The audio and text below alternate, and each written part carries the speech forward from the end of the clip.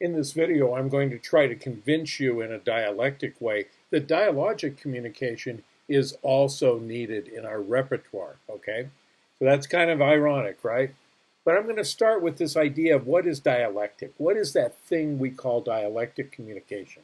Well, it's kind of, I would call it egocentric because it's egocentric because I'm right and you're wrong. It's egocentric because I'm trying to convince you of something that is true and you don't know it yet. I'm assuming that you're ignorant of that. And so I'm going to impose my will on you to some extent and use argumentation and maybe debate and questioning. And it's going to be a linear, legalistic argument that kind of focuses you in on persuading you. And I'm going to convince you, and because I'm going to convince you, I'm probably going to control you. Well, there's something about this kind of communication that everyone assumes every great leader has that ability to do that. And if you go in the Harvard Business Review and you type in leadership communication, they will give you hundreds of articles, not hundreds, but lots and lots of articles, and there are hundreds on the internet, and they give you these lists of ways to better communicate, to better bring that point home, to just do it just right.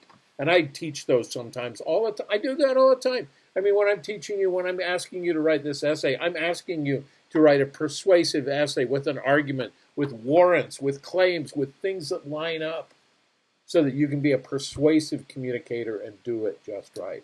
And that's not the only kind of communication skill you need as a leader. There's another set of problems that most communication skills, most communication practices just leave out.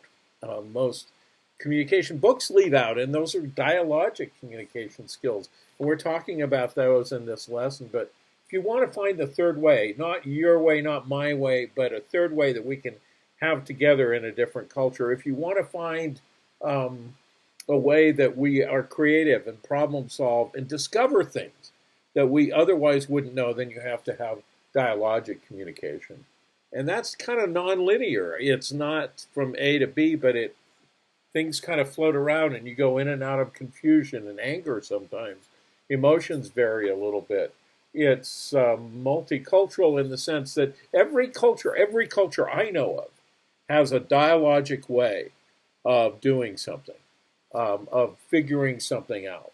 So in a dialectic, in a courtroom, for example, there's a dialectic process where arguments are made in front of the court. The judge goes, hey, your turn, your turn, your turn, and has a whole set of rules.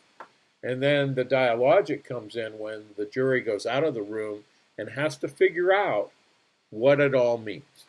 And so it's exploratory, transformational, creative, commitment building, and really a way of figuring things out. In a practical way, there are several different kinds, lots of different kinds of dialogue, but that kind of dialogue that you have when you sit down with somebody and you try to figure out what your relationship is going to be for the rest of your life. And you don't know. You don't know how they're going to receive it, and they don't know what they're going to be asked, and you talk about that.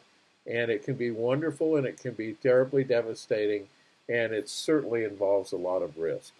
It's that dialogue that you have when you sit down and try to make peace with two parties or peace with people in Northern Ireland or between the Palestinians and the Israelis.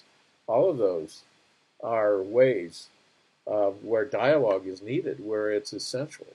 And it's also something very important for learning. So we talk a little bit about after action reviews in this section, and we talk a lot about something called a future search, which is a strategic planning method used dialogically.